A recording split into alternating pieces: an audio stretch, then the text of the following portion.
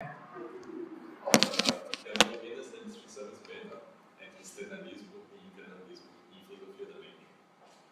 Internalismo e externalismo em filosofia da mente. Sobre o conteúdo mental. Sim. Mas eu vou fazer a pergunta para a matéria. Quer? Mas eu vou fazer a pergunta. Eu achei que a tua pergunta era qual é a distinção, o que significa Pode isso. ser, mas os indícios empíricos que tu está mostrando são belos indícios do externalismo. Ou são diferentes? Não dá para resolver a questão.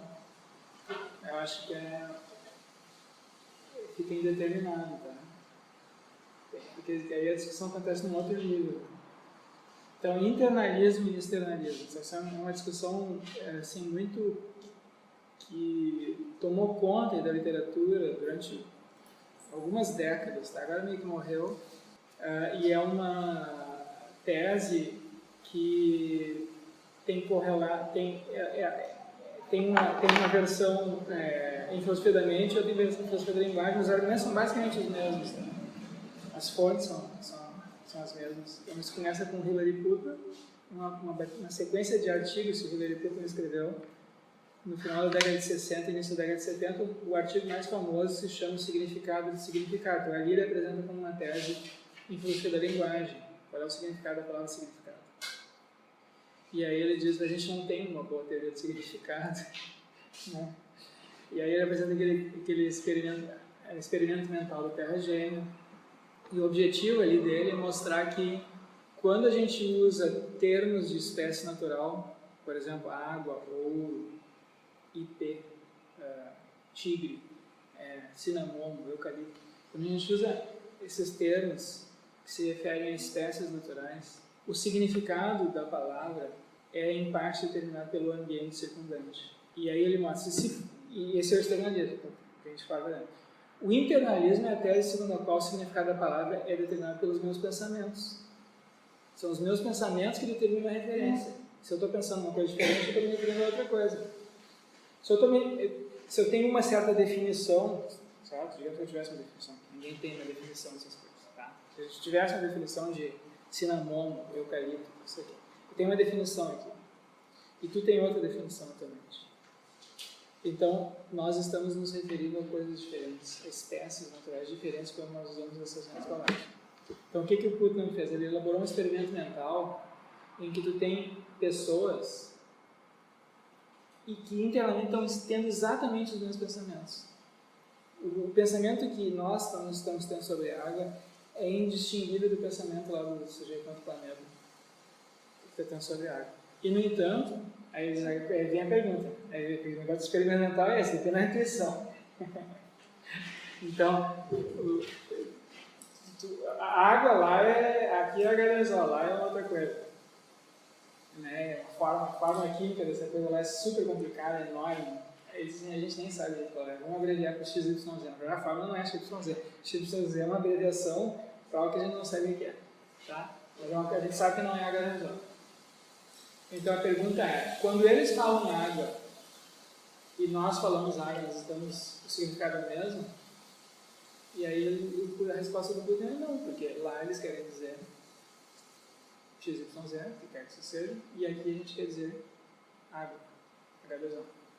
Então, essa é a ideia, tá? Então, qual é a versão disso na filosofia da mente? O conteúdo, o que eu estou pensando, quando eu penso água, é diferente do que o cara está pensando quando pensa água. Porque o conteúdo dos meus pensamentos é em parte determinado pelo ambiente em que eu encontro. Tá? A gente pode se referir a coisas usando descrições equivocadas, mas isso é uma consequência. Então, digamos que tem alguém que pense que água não é H2O, tá? Digamos que tem alguém. Ou, por exemplo, tem essa pessoa que acha que a Terra é plana, né? Que a Terra é um planeta redondo. Então, eles têm um pensamento equivocado a respeito da Terra. Mas quando eles estão falando de Terra, o significado é determinado pela Terra, mesmo que eles tenham um pensamento equivocado sobre a Terra. Entende? É a mesma coisa nós. Então, esse é o argumento do Putnam. E se não fosse assim, quando nós dois falamos sobre coisas e temos pensamentos divergentes, como acontece seguidamente, né? A gente tem pensamentos diferentes a respeito da mesma coisa, para ver uma divergência a gente tem que ter pensando sobre a mesma coisa, senão a gente está... Se estou pensando uma coisa sobre um objeto e estou pensando sobre outro objeto, não tem contradição nenhuma entre nós. Agora, se tu diz que um certo objeto tem certas características e eu digo que tem outras, então tem uma contradição, né? Tem uma divergência.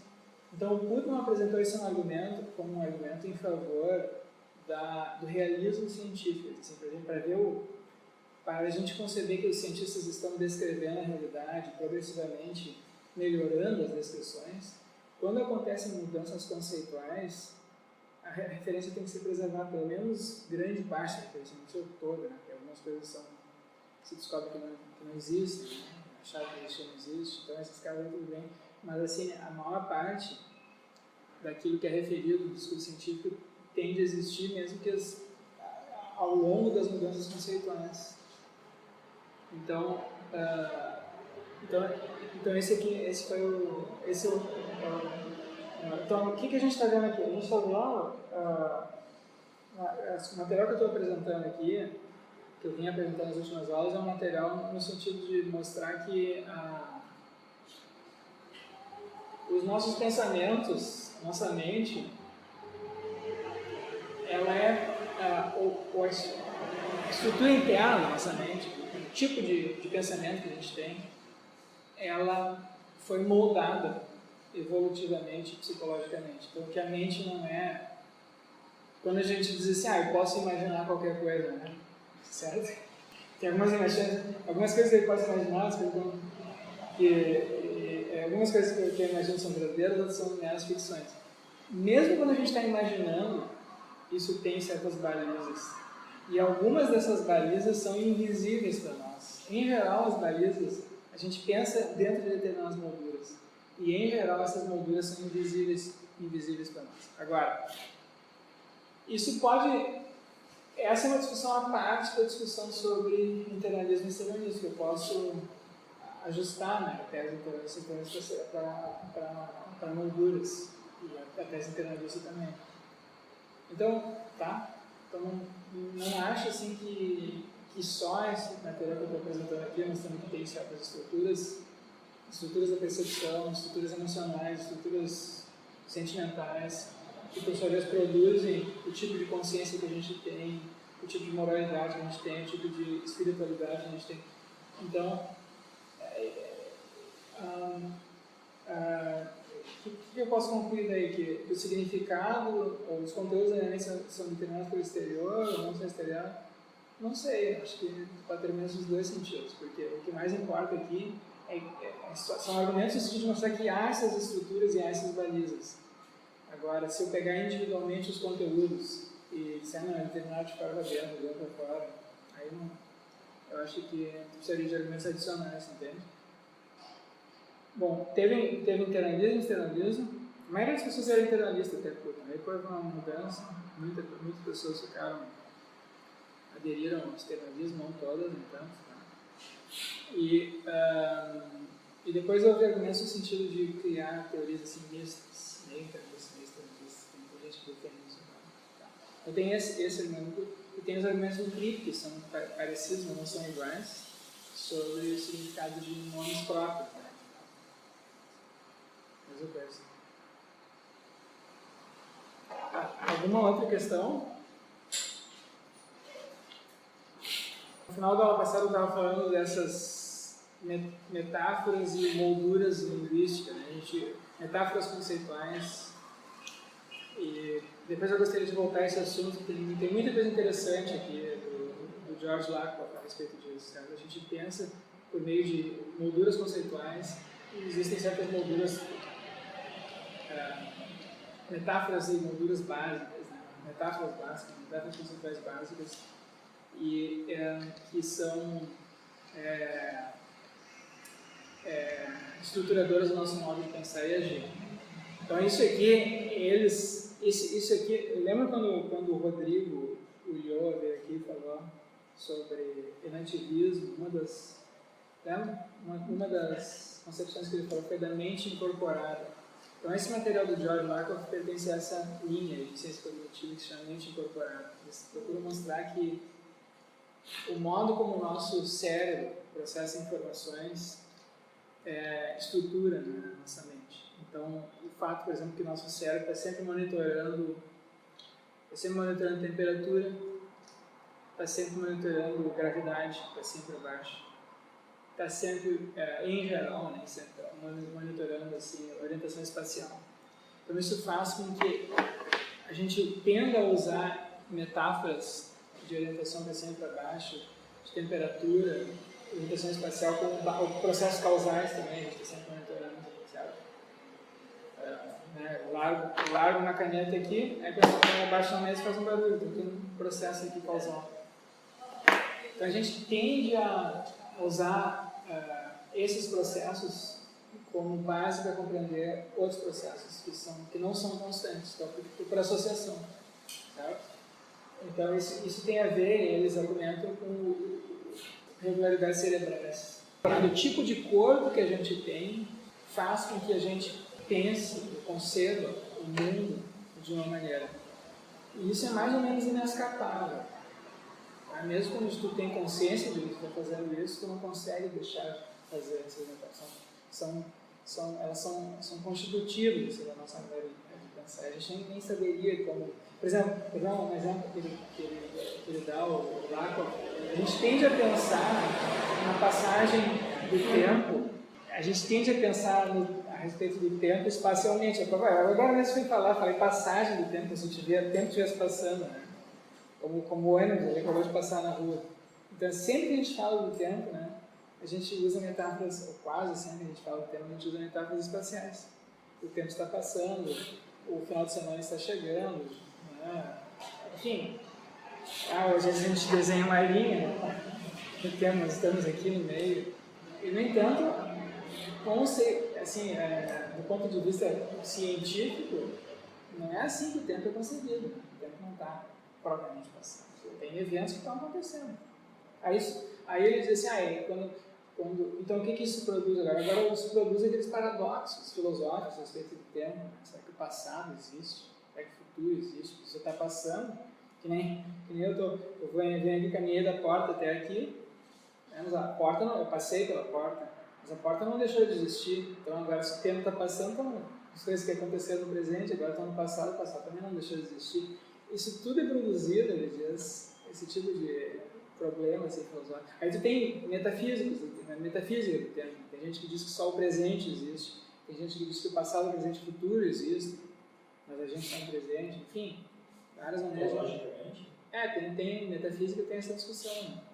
Será que ou tem gente que diz que o tempo é uma ilusão, não tem tempo.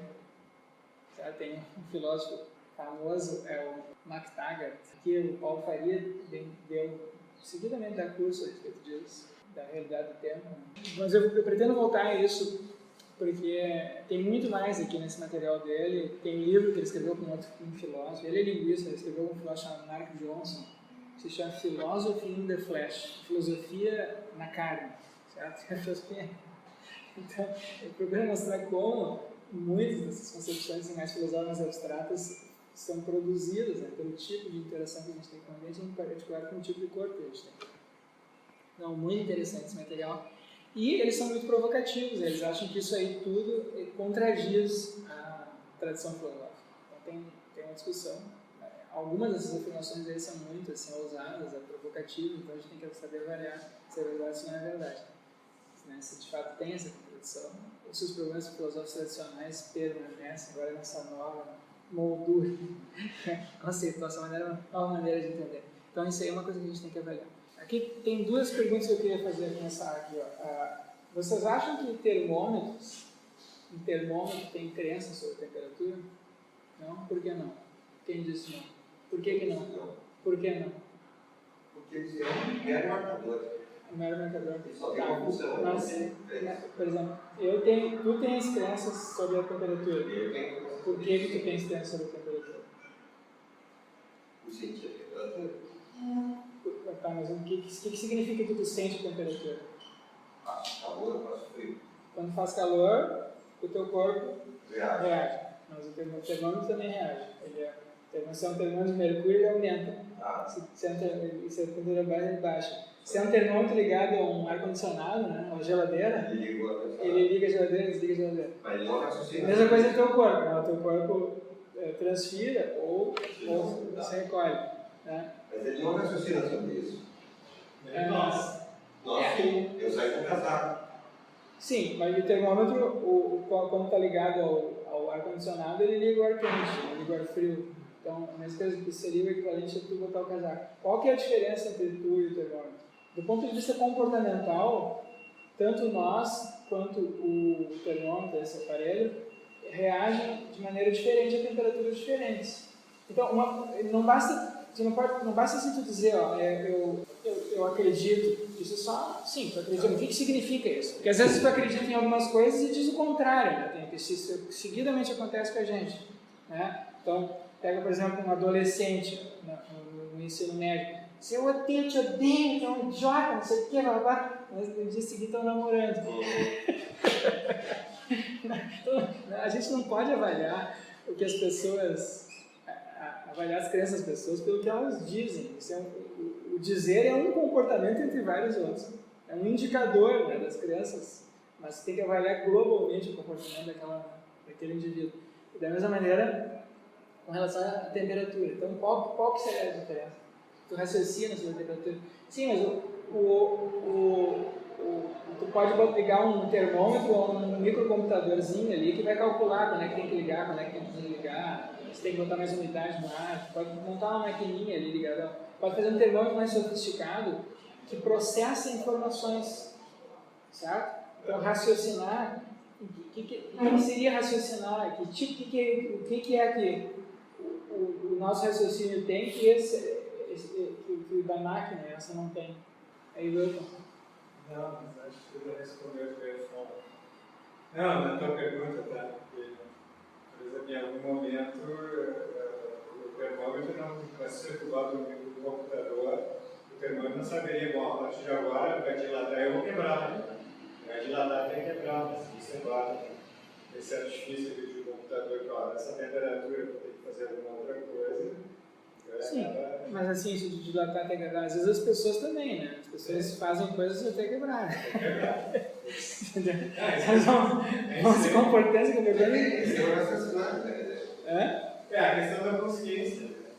Certo, qual é o indicador? Assim, né? A gente sabe que a gente tem consciência, a gente tem a experiência de primeira pessoa e a gente, por analogia, atribui isso a pessoas que são parecidas, que se comportam de maneira parecida conosco. A impressão de que tu disse há pouco, assim, tanto o meu cérebro quanto o termômetro estão reagindo ao universo, a interação, né? Então, a temperatura está subindo, o termômetro lá está subindo e eu, sei lá, estou mudando aqui. Em algum momento, até eu sei, vai curar de temperatura, a partir de agora eu tenho que sair daqui, né? Não aguento. Ali, então, eu me daria um ponto, aquele processo que a pouco você estava descrevendo, assim, há uma interação, né? Sim, a interação tem nos dois casos. A interação tem até com uma barra de ferro, entende? A barra de ferro. Pega uma barra de ferro, bota na água salgada. Mas essa interação a nível cerebral, a impressão é que vai produzindo. Está criando padrões cerebrais, padrões mentais. É o corpo, né? É o meu jeito de pensar. Padrões mentais, daqui a pouco esses padrões mentais tem uma certa ordem que dá uma impressão de que, bom, deve ser sempre a mesma, eu, né? Estou reagindo dessa maneira, a partir do momento que eu tenho consciência. Acho que eu fui longe. A gente tem interações sistemáticas com o ambiente, mas então tem gente que sustenta, às vezes meio provocativamente, às vezes não. Porque a diferença entre nós, termos crenças e termômetro, é só uma questão do grau de complexidade, que não tem muita diferença. A não ser essa, a complexidade é maior. A nossa interação é muito mais complexa do que a interação do termômetro. Mas tem a questão de palavras também. Então, outra pergunta. Submarinos sabem nadar? O que vocês acham? O que é nadar? Essa é a pergunta. O que é nadar? O que considera nadar? O que é nadar? Ficar em cima da água, sabe? Oi? Você ficar em cima da água, Sabe? você se colocar em cima. O submarino sabe mergulhar, mergulha, anda na água, né? Sabe não? Pois é, então, vocês vejam que essas perguntas assim, ó, a gente não tem uma caracterização geral dessas palavras, né? Então, os critérios que a gente usa para usar as palavras são critérios observacionais, comportamentais. E se tu pega um organismo, uma máquina, muito diferente, mas que satisfaz nominalmente aquela caracterização que a gente dá para aqueles critérios observacionais, a gente tem um grande problema, certo? Rogério, bota uma baleia. Uma baleia. Será que a baleia tem crença sobre a temperatura? Ela sabe que você está subindo a temperatura, ela tem a indicação de temperatura, ela volta para lá. Sim. Né? E aí, baleia sabe nadar? Eu acho que, claro, eu acho que sim. Eu acho que no caso, então a gente precisa, então esse é o problema. A gente tem uma variedade de fenômenos, vocês entendem?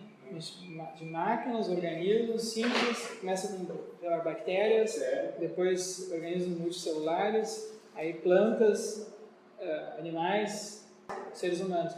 E a gente tem uma variedade de fenômenos, e então a questão é como classificar esses fenômenos. Então essa é uma parte desse trabalho da ciência, mas a parte mais conceitual é o que a gente chama de filosofia, né? Uma boa parte da operação chama de filosófica.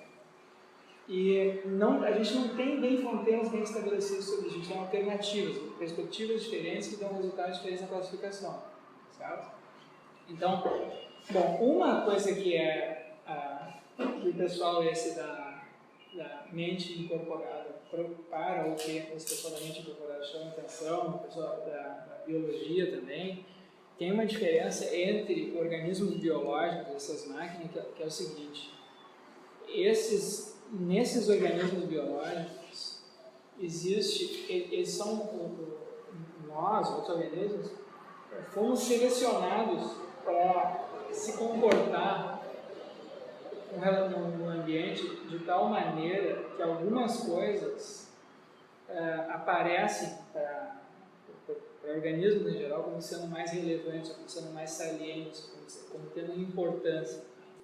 O submarino, por exemplo, ele pode não, quer dizer assim, ele não tem nenhuma relação de discriminação com relação a nadar mais ou nadar menos. Enquanto ele tem combustível, enquanto as peças estão funcionando bem, ele continua nadando. Agora, para organismos biológicos, existe a questão da sobrevivência, existe a possibilidade, né, da morte, e a reprodução. Então, na reprodução, certas características vão sendo selecionadas que privilegiam a percepção, a apreensão diferencial de características do meio ambiente, coisa que não acontece com essas máquinas mais simples. Tá? E, então, tem assim, enquanto, por exemplo, o termômetro de mercúrio, por exemplo, enquanto a temperatura está mudando, a temperatura está subindo e baixando. Não tem nenhum problema ali de tempo, não tem problema de reprodução, não tem problema de sobrevivência, não tem problema de fontes de energia.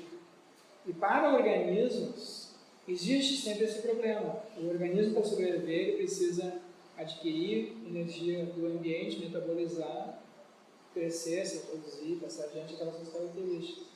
Então, a relação de organismos biológicos com o meio ambiente é diferente nesse sentido, tá? Do que a relação de máquinas,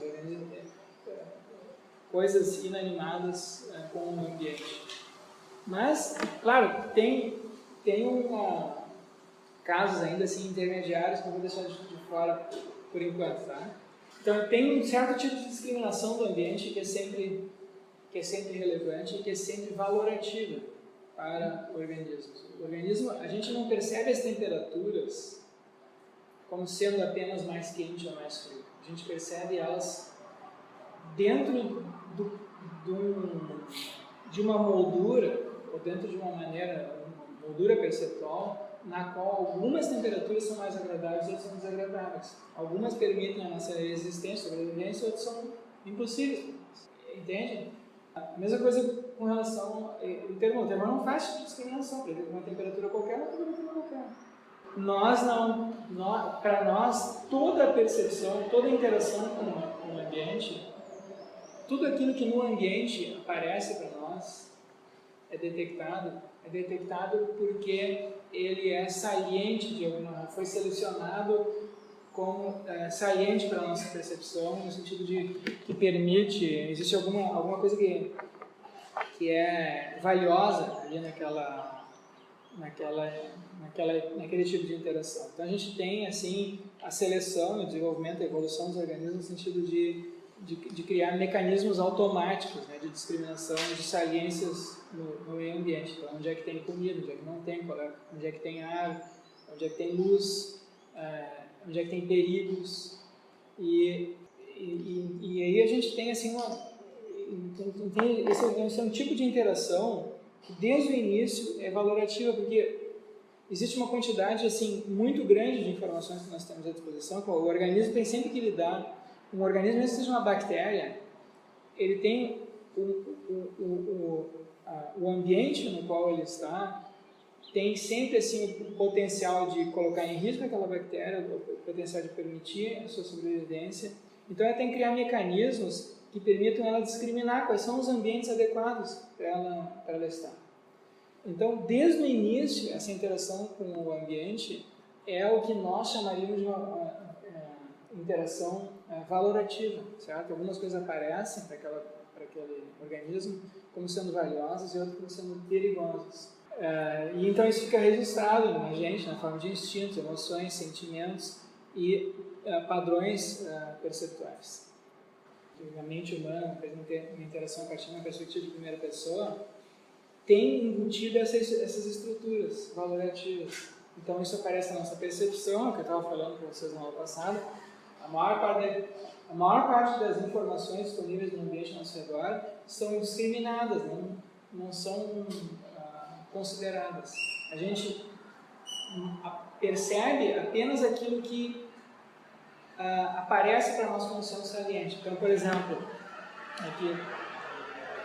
vocês olham para essa figura aqui, tem uma bolinha ali, que é a bolinha vermelha, para a qual a nossa atenção se volta. Então a gente tem, quer dizer assim, vocês entendem que isso é uma coisa bem simples, né? Aqui, a gente tem várias bolas aqui, informações sobre elas, mas a atenção tem que se voltar para essa bola vermelha aqui. Então isso é um mecanismo automático. De percepção de características salientes do ambiente. Então toda a nossa percepção funciona assim. Eu estou numa sala, tem algumas coisas que chamam a nossa atenção. Tu sai na rua, tem algumas coisas que chamam mais atenção do que outras.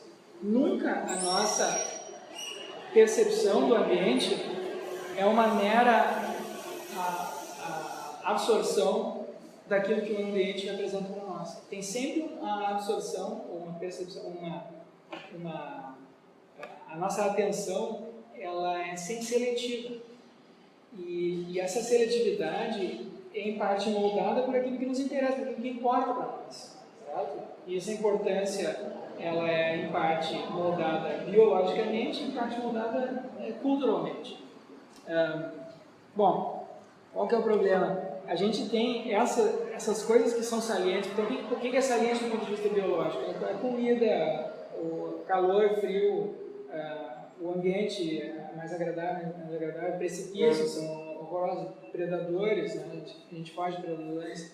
Então, barulhos altos, né? Coisas assim, grupos sociais, como é que os grupos funcionam, como é que pessoas se comportam num grupo. Então, tudo isso chama a nossa atenção. Então, a gente tem certas estruturas, mais ou menos assim, predisposições inatas para perceber de modo diferencial essas coisas que se apresentam no ambiente.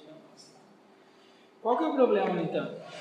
O problema é que em nós essas molduras perceptuais não são fixas, como é, por exemplo, uma bactéria, ou talvez seja em abelhas, formigas, insetos muito simples, percebem sempre as mesmas coisas, parecem, cometem sempre os mesmos, que nós parecem erros, parece que eles têm um funcionamento quase automático.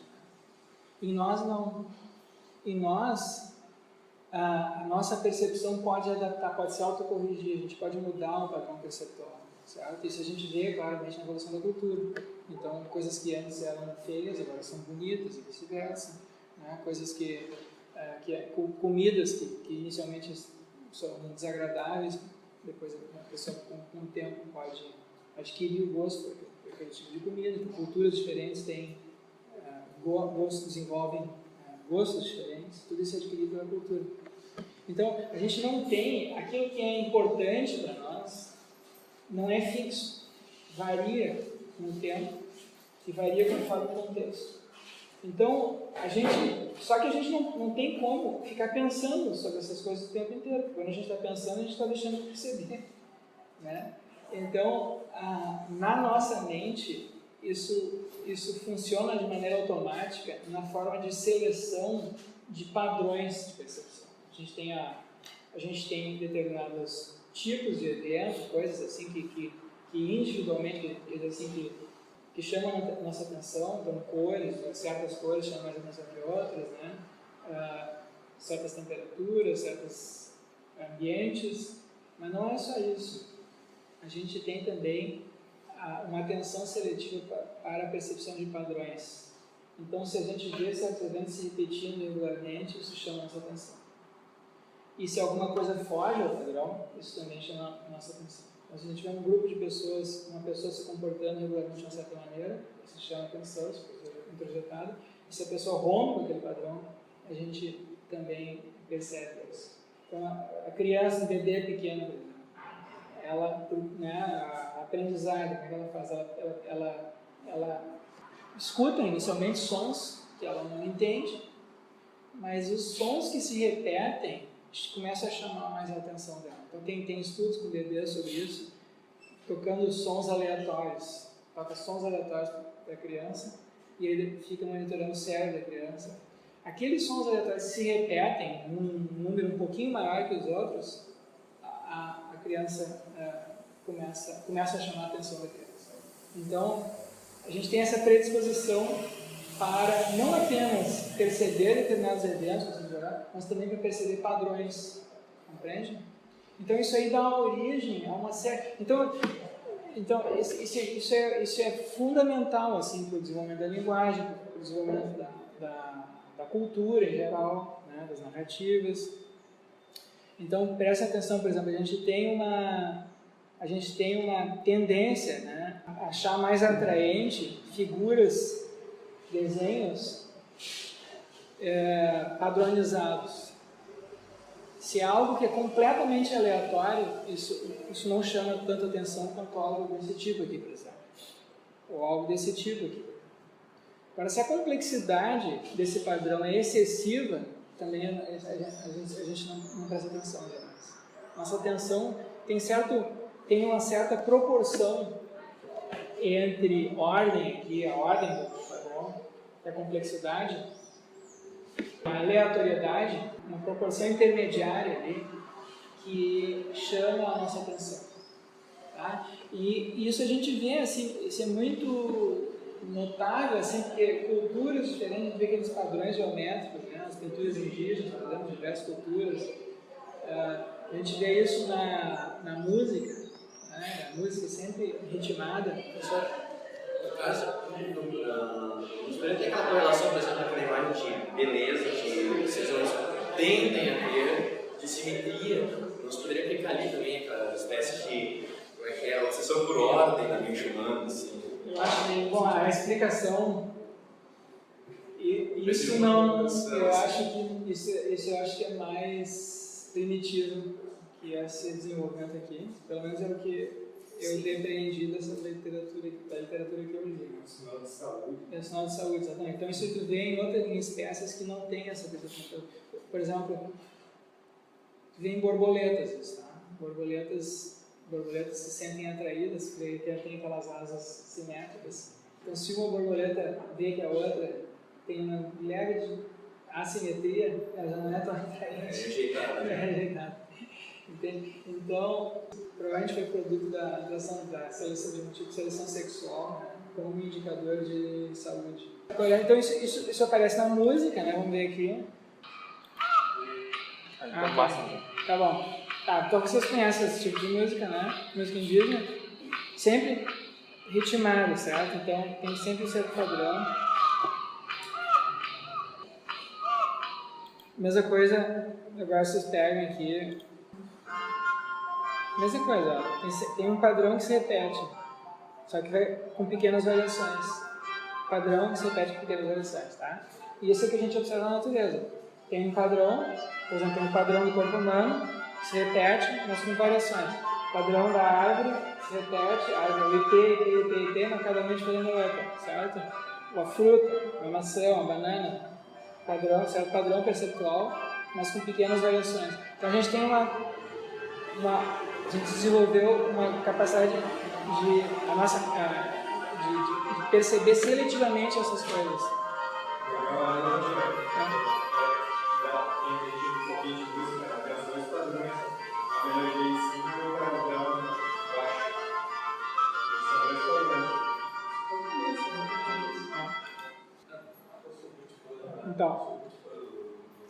Então esse sistema, esse é um sistema que a gente pode chamar, né, um sistema de identificação de informações preditivas a respeito do ambiente. Tem certas informações que são preditivas e a quantidade de informações é muito grande, a gente não tem como fazer predições, mas qual é que é a solução para fazer isso automaticamente? É incorporar automaticamente a percepção, uma capacidade de percepção de padrões ambientais.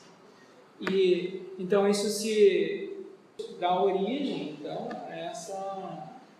ao que a gente chama de cultura, a linguagem, a origem assim a regras comportamentais, a moralidade, a padrões estéticos, padrões comportamentais, tá?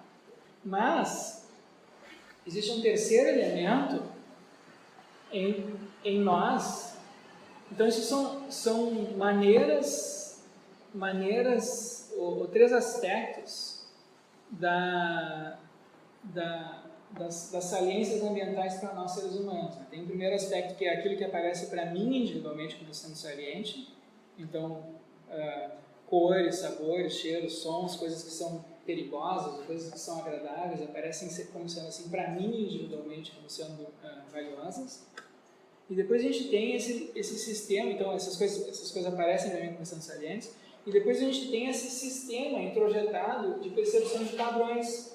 E, em parte, então a gente tem padrões assim, que nos permitem a percepção de informações ambientais que são preditivas, que é bom, que é ruim também, mas a gente tem isso também no ambiente social.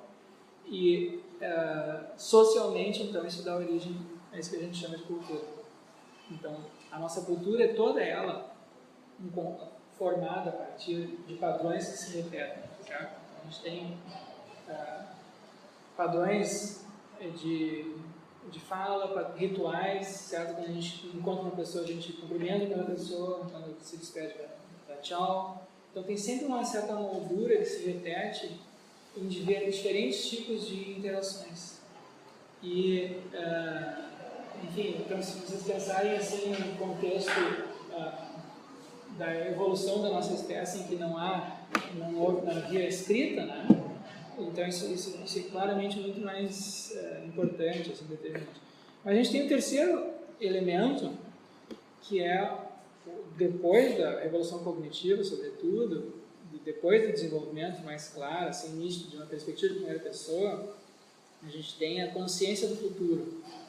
Então, isso faz com que certas coisas que são relevantes para mim agora, ou para o meu grupo, para a minha cultura, sejam subordinadas a coisas que estão ausentes, que não estão presentes, coisas que talvez eu nem consiga enxergar, que estão projetadas no futuro. Aquilo que é relevante para mim agora pode não ser no futuro, ou pode não ser, pode não ser relevante para o meu grupo. Então a gente tem o início aqui da valorização de coisas invisíveis, coisas que podem ser mais importantes do que aquilo que agora me parece prazeroso, por exemplo.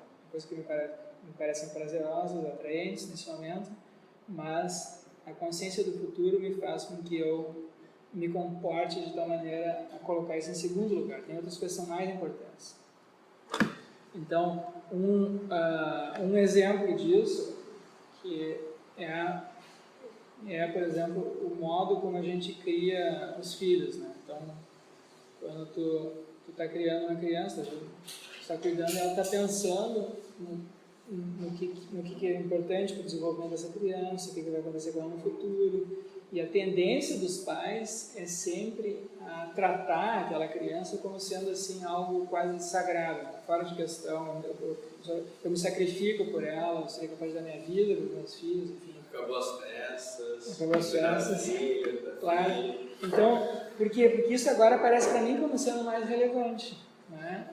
Mas, e essa valorização de coisas que a rigor são invisíveis, e a ritualização disso, a simbolização disso é o que dá origem a esses sentimentos religiosos, espirituais, de transcendência, né?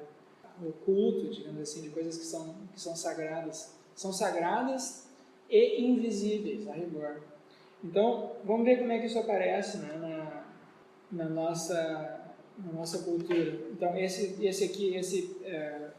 John Vervaeke é um cientista cognitivo que associa, nesse artigo dele aqui, que está linkado aqui, esses três tipos de saliência ambientais para nós, essa nossa tendência inata a perceber esses três tipos de saliências, tá?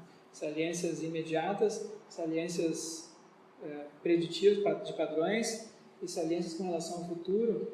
Ele associa isso, 3 tipos de amor, na nossa tradição, essa distinção: o amor erótico, o amor que se chama de filia, de onde vem a palavra filosofia, né? E o amor maternal, paternal, que se chama ágape.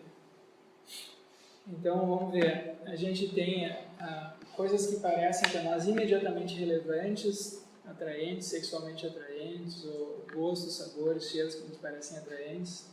Isso é o tipo de amor que se chama eros. Amor é fogo que arde sem se ver, é uma ferida que dói e não se sente, é um contentamento descontente, é dor que desatina sem doer, é um não querer mais que bem querer, é um andar solitário entre a gente, é um nunca contentar-se de contente, é um cuidar que se ganha em se perder, é querer estar preso por vontade, é servir a quem vence, o vencedor, é ter com quem nos mata a lealdade.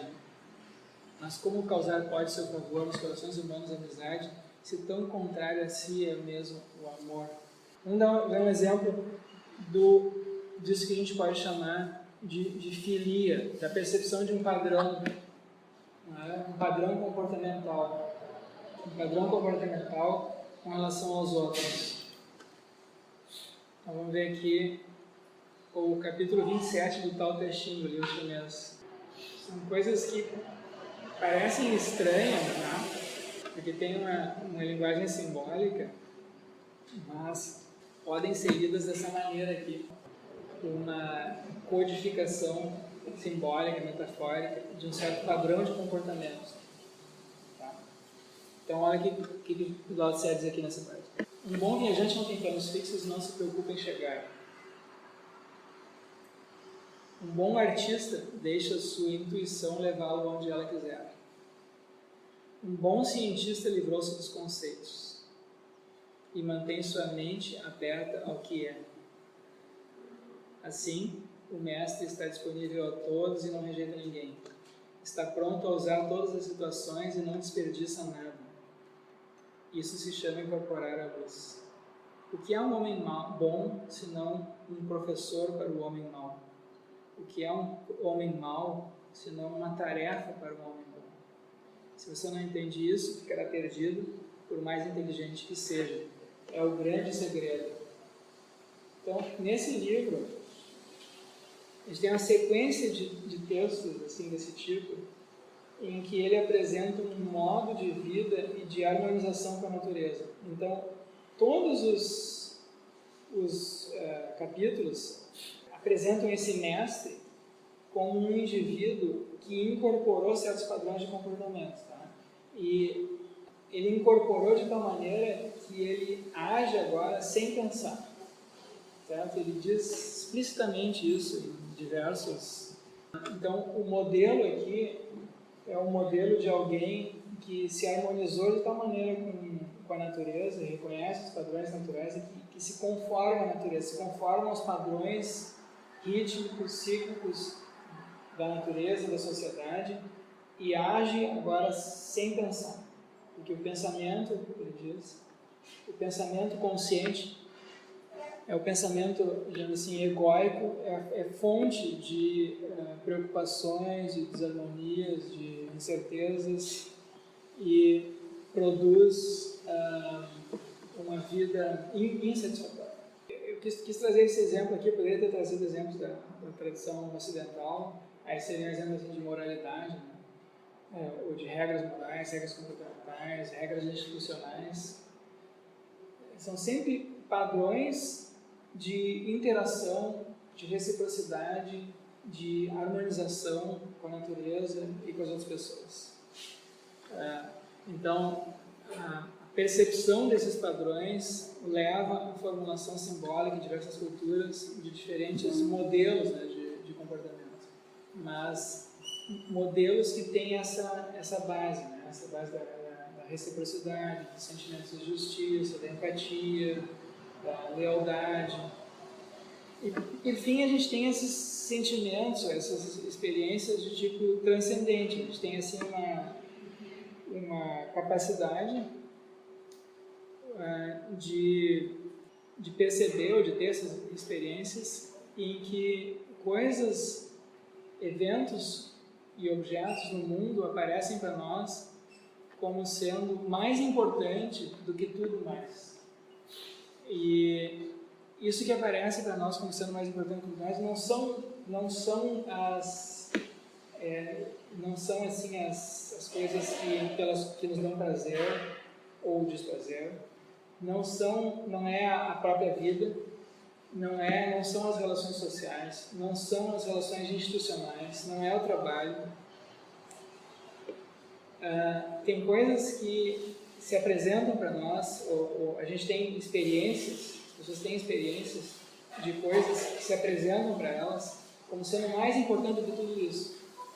Então, e são essas coisas, então, que dão origem a esses sentimentos de tipo religioso, transcendente, espirituais.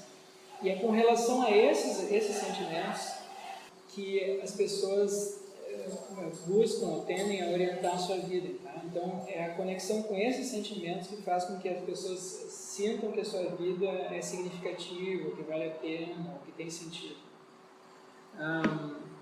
Então, isso pode aparecer de muitas maneiras, tá?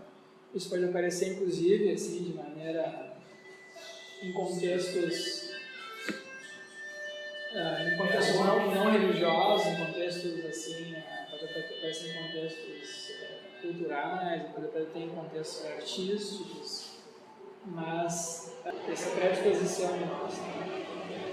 Então, um modelo na nossa cultura, na nossa tradição, um modelo disso é o modelo do amor paterno, né? Ou materno pelos filhos.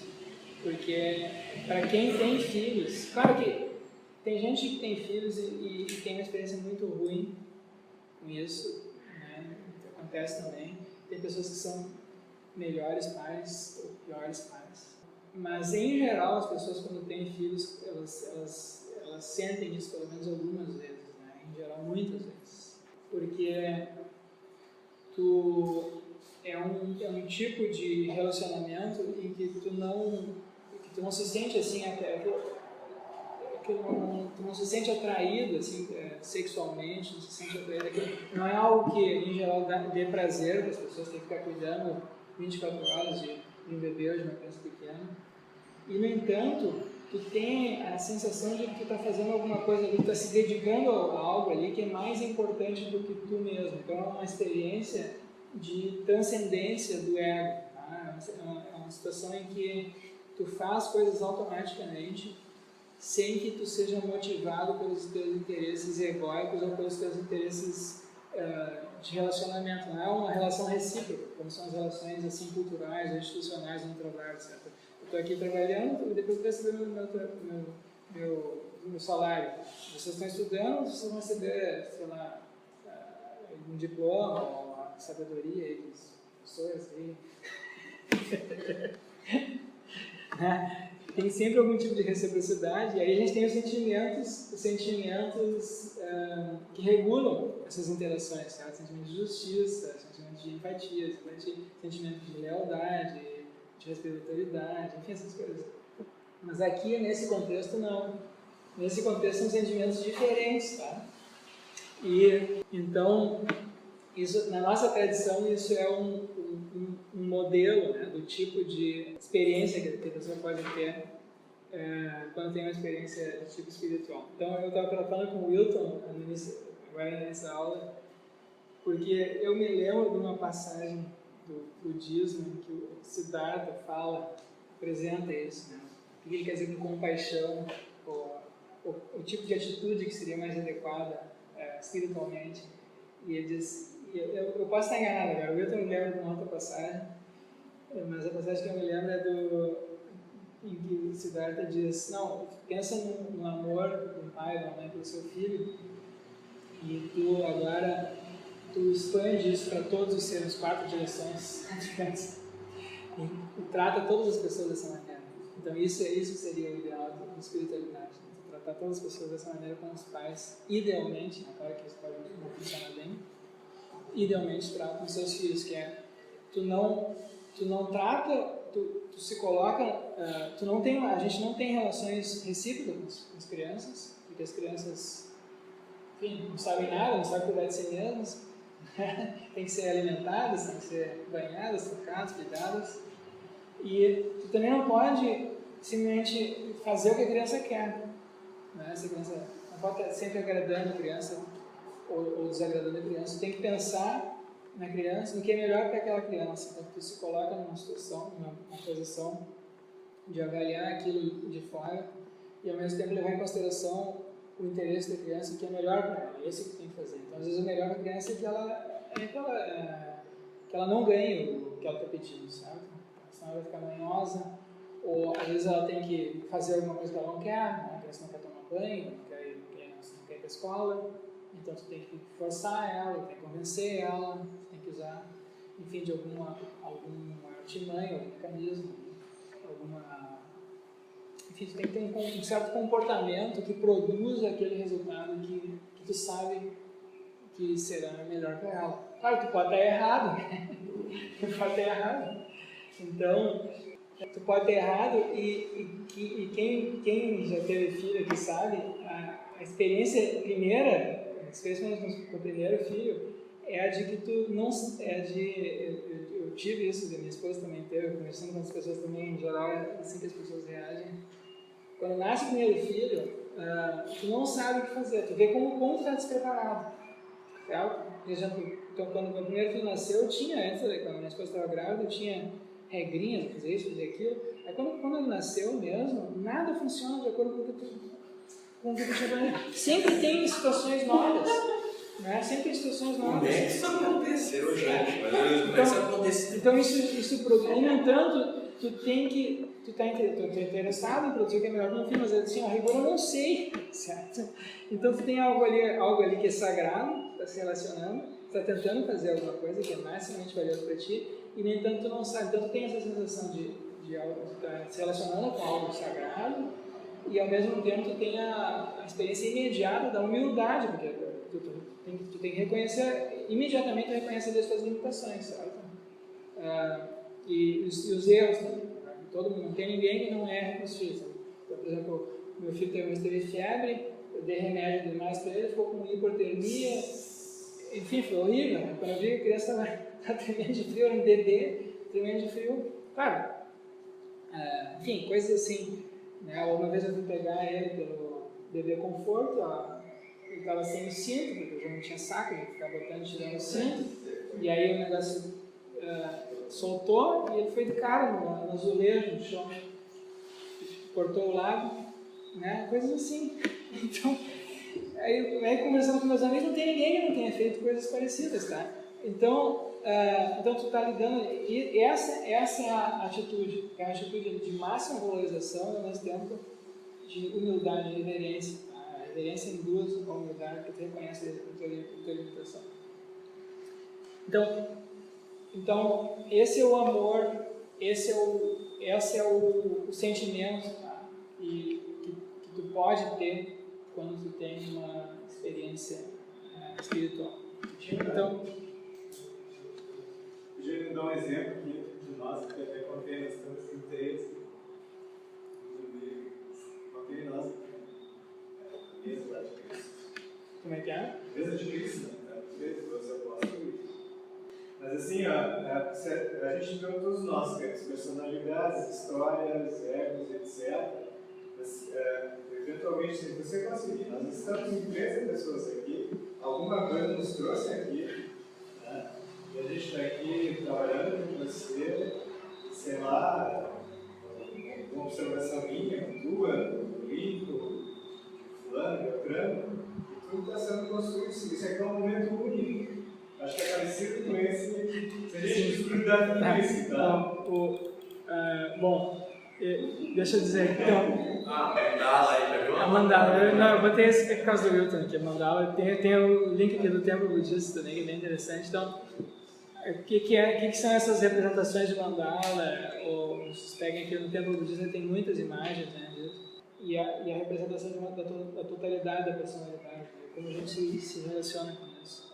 Ou representações assim de algo que é divino.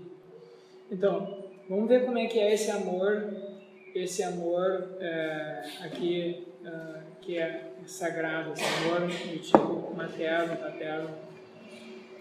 Na tradição cristã, que é da tradição predominante da nossa cultura, uma representação disso está nessa carta de Paulo.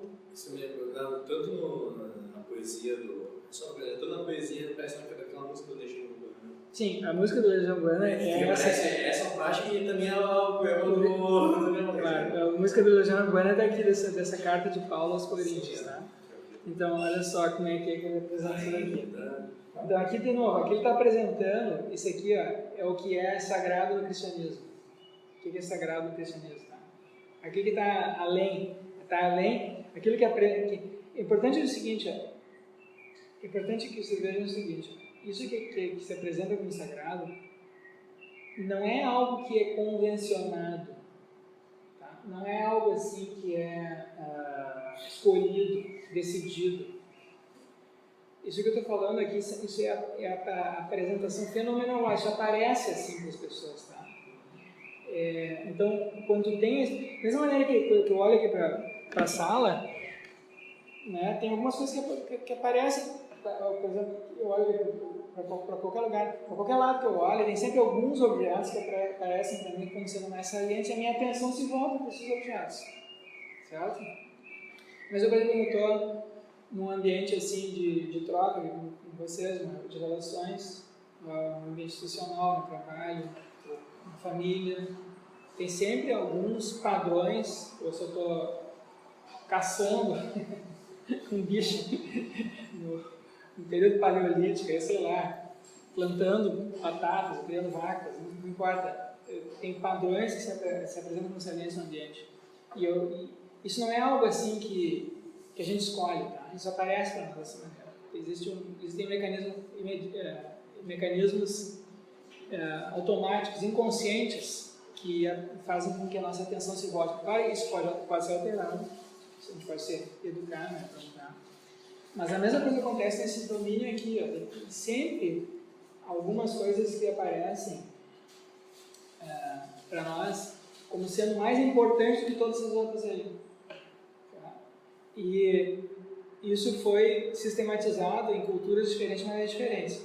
No cristianismo é o que se chama de amor, mas esse tipo de amor aqui, não o amor sexual, não a atração, não a satisfação de prazeres, nem o amor assim, filia, reciprocidade, né? O amor fraterno, mas o amor esse de algo sagrado, transcendente, que algo que é mais valioso do que eu mesmo. No amor fraternal, eu reconheço o meu irmão como sendo tão valioso quanto eu.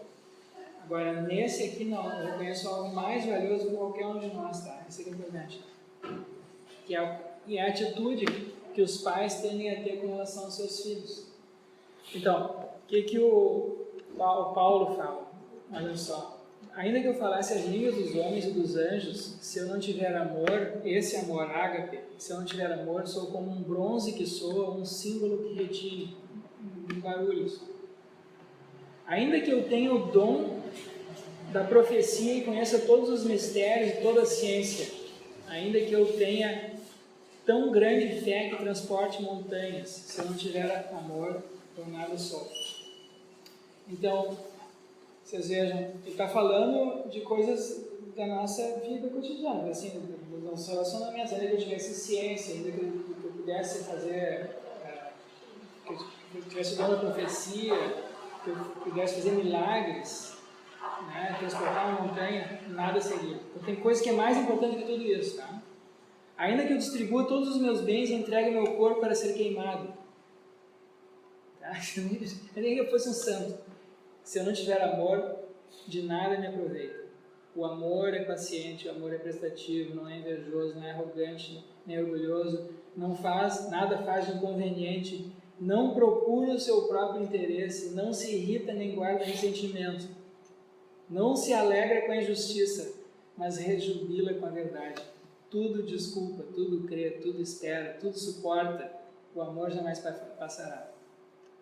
As profecias terão seu fim, o dom das línguas terminará, e a ciência vai ser inútil, pois o nosso conhecimento é imperfeito e também é imperfeita a nossa profecia. Tá? Então, veja que claramente ele está falando de uma coisa que é mais importante do que tudo mais. Tá? Mas quando vier o que é perfeito, o que é imperfeito desaparecerá. Quando eu era criança, falava como criança, pensava como criança, raciocinava como criança. Mas quando me tornei homem, deixei o que era próprio de criança. Então agora aqui, ele está se colocando na posição de um adulto, certo? De alguém que teve essa experiência, de algo que reconhece agora, que tem coisas que são mais importantes do que tudo isso que parece importante, parece assim individualmente importante, né? Parece socialmente importante, mas tem uma coisa agora que é mais importante que isso. Essa é a posição da pessoa madura. É a postura do sábio, a pessoa que reconhece as limitações de tudo mais. Então, não é a da criança. Agora, vemos como num espelho, a gente vê de maneira imperfeita, reflexo, de maneira confusa, depois veremos face a face. Agora conheço de modo imperfeito, depois conhecerei como sou conhecido. Agora permanecem essas três coisas, a fé, a esperança e o amor, mas a maior de todas é o amor. Então, isso aqui é a maneira, esse aqui é o modo pelo qual o cristianismo sistematizou, né, essa experiência do que é sagrado ou espiritual. E isso não é algo que é produzido pelas... Agora eu precisaria de argumentos adicionais para falar isso, mas enfim, o que eu gostaria de mostrar para vocês é que isso não é produto assim, de meros desenvolvimentos culturais e também não é uma mera consequência de processos adaptativos no sentido de promover coerência de grupo, né, ou promover a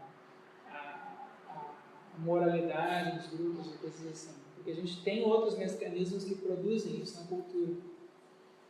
Isso aqui é algo adicional, tá? E isso aqui, do ponto de vista psicológico, tem a ver com esse terceiro tipo de relevância que aparece para nós, que é derivado aqui dessa consciência do futuro. Porque tu tem a consciência do futuro, tu consegue se imaginar como tu não é, certo? Tu consegue se colocar numa perspectiva que não é mais a tua, que também não é mais a do teu grupo, certo? A gente consegue se colocar na perspectiva do grupo, de igual para igual, ver padrões, criar regras de reciprocidade, mas agora a gente consegue reconhecer que mesmo essas regras de reciprocidade têm as suas limitações, e isso, a perspectiva do tempo nos apresenta isso. Tá? Então, existe uma razão, assim, existe uma tendência, uma predisposição selecionada aqui em nós que leva a isso inevitavelmente,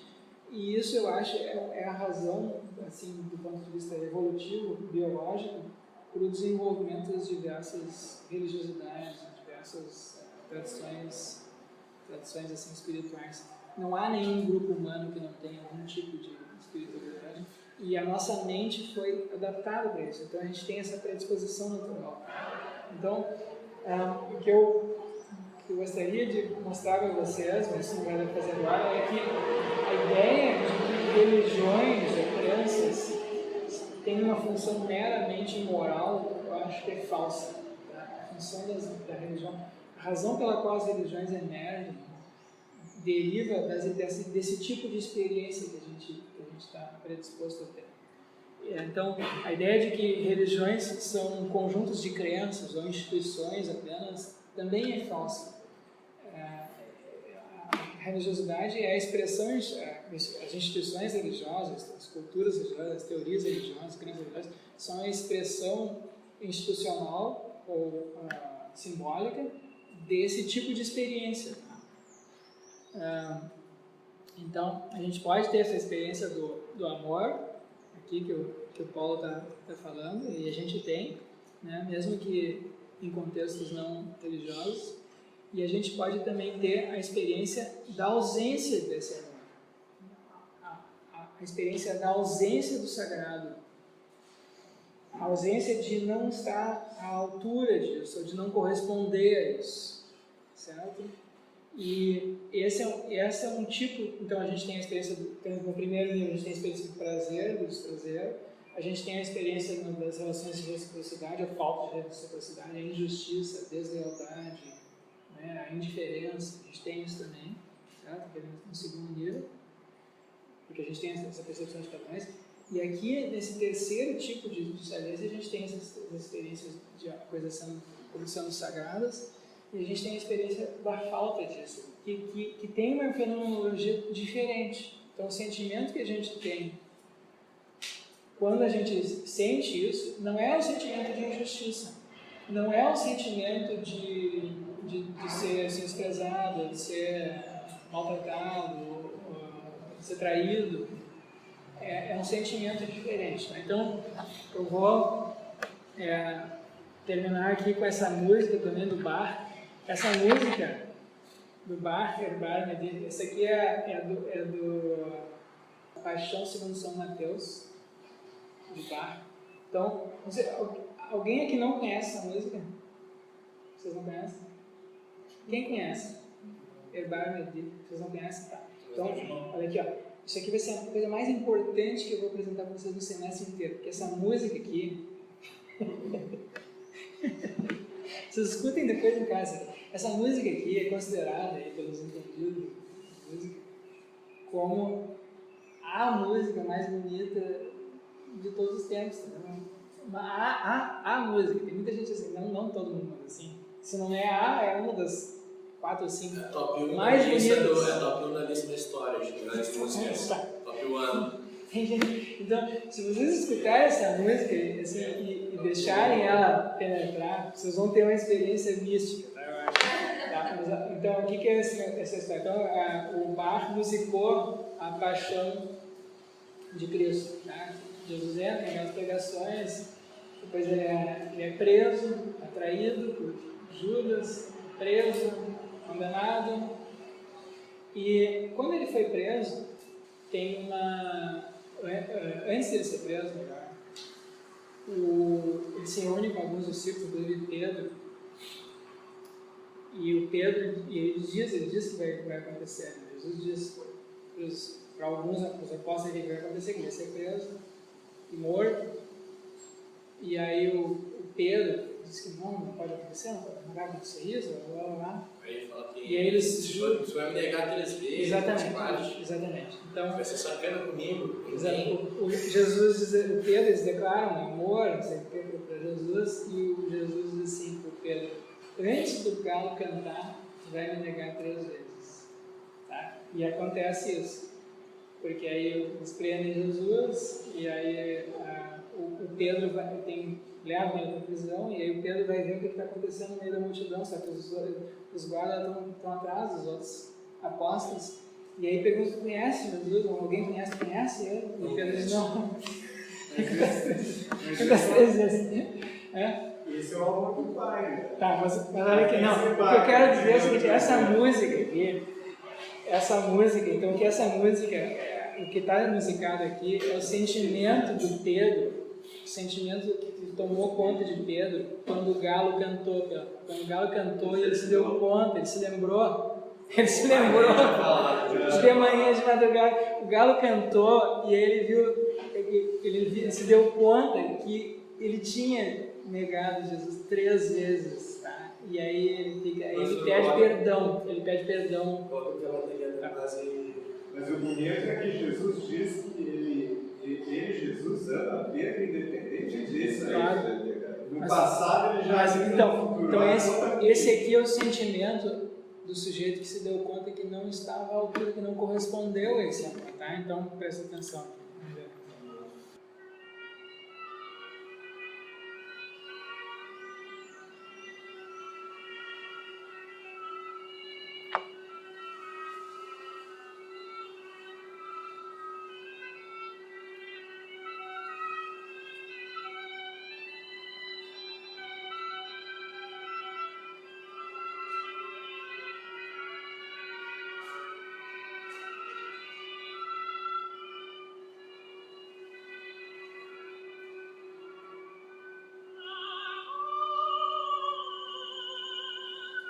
Isso. Perdoa-me, Senhor. Tá.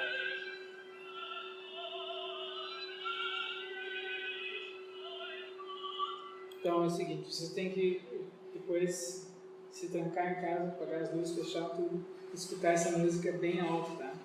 Você não tem uma noção, assim, do que é uma música bonita. Então aqui a gente tem, então é o sentimento, tá?